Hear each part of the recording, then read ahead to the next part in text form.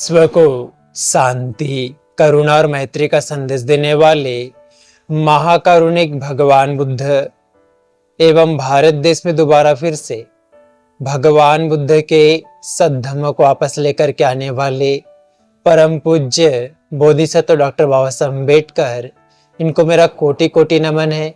आप सभी साथियों को नमो बुद्धाय, मैत्री पुंज जय भीम। आज हम धम्मपद में आगे देखेंगे कि श्रावस्ती में एक उपासक रहता था जो भगवान बुद्ध के प्रति बड़ा ही श्रद्धावंत था।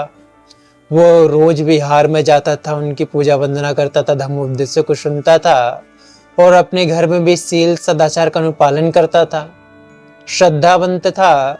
जब वर्षावास का समापन हुआ तो उसने सभी लोगों को इकट्ठा किया और सभी लोगों से, नगर के लोगों से कहने लगा कि वे सभी लोग दान दे दो, कि भगवान बुद्ध को दान देना है करके दान प्रसन्न मन से, अच्छे मन से दो करके ऐसा निवेदन करने लगा।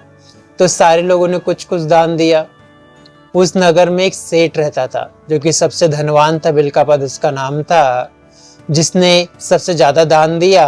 तो सभी लोगों के दान में उस सेठ के दान को भी उस व्यक्ति ने मिला दिया और मिला करके एक साथ सामूहिक रूप से भगवान बुद्ध को उस दान को अर्पित किया और कहा कि भगवान, यह हम सभी की ओर से सामूहिक दान है, जिसमें किसने कितना दिया इसका कोई महत्व नहीं है, बल्कि हम सभी लोगों ने समर्पित होकर के आपको सामूहिक दान दिया है। इसलिए दान का जो पुण्य है वो सभी को बराबर प्राप्त हो। उसकी ऐसी बातें सुन करके जो सेठ था, बिलकापद ज्यादा दान दिया था, उसके मन में उसके प्रति दुर्भावना उत्पन्न हो गई कि मैंने इतना दान दिया मगर इसका कोई महत्व ही नहीं रहा करके, इसने कुछ भी नहीं कहा मेरे बारे में करके, ऐसा मन ही मन सोचने लगा। और उसकी कुछ समय के बाद में मृत्यु हो गई। तब दुर्गति को जाता है तो वो देखता है कि उसके मन में जो बुरा विचार जागृत हुआ था, जो उपासक के प्रति जिसने सबका दान एकत्रित करके भगवान बुद्ध को अर्पित किया था, उसके प्रति उसके मन में जो बुरा विचार जागृत हुआ था, उसके कारण उसकी दुर्गति हुई थी। इसलिए वो मन से क्षमा याचना करता है कि मित्र मुझे क्षमा करना, मेरे मन में तुम्हारे लिए गलत दुर्भावना आ गई थी करके ऐसा कहता है।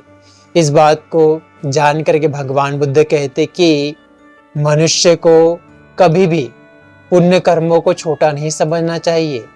वो थोड़ा छोटा हो या बड़ा हो, पुण्य कर्म थोड़ा थोड़ा करके जैसे बूंद बूंद से घड़ा भर जाता, वैसे ही जो पुण्य कर्म होता है वो मनुष्य के उद्धार के काम आता है। मनुष्य का जीवन बड़ा ही दुर्लभ होता है, कठिनाई से प्राप्त होता है।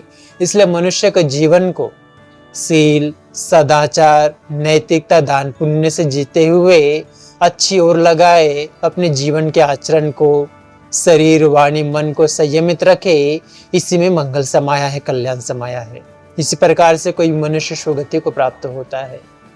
आप सभी लोगों ने भगवान बुद्ध के धम्मों को बड़ी श्रद्धा पूर्वक, बड़ी प्रसन्नता पूर्वक सुना। इसलिए भगवान बुद्ध, उनके धम्म और उनके संघ के प्रभाव के तेज से आपका और आपके परिवार के प्रत्येक सदस्य के जीवन का हर एक पल सुखपूर्वक बीते, प्रसन्नता पूर्वक बीते, मंगलमय हो, कल्याणमय हो, सबका मंगल हो, सबका कल्याण हो, सबको सुख, शांति और सुकून प्राप्त हो।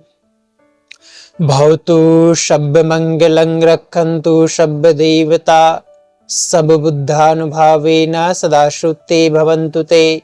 भवतु शब्द मंगलं रक्षन्तु शब्द देवता, सब धम्मानुभावेन सदा श्रुते भवन्तु ते। भवतु शब्द मंगलं रक्षन्तु शब्द देवता, सब संघानुभावेन सदा श्रुते भवन्तु ते। साधु साधु साधु।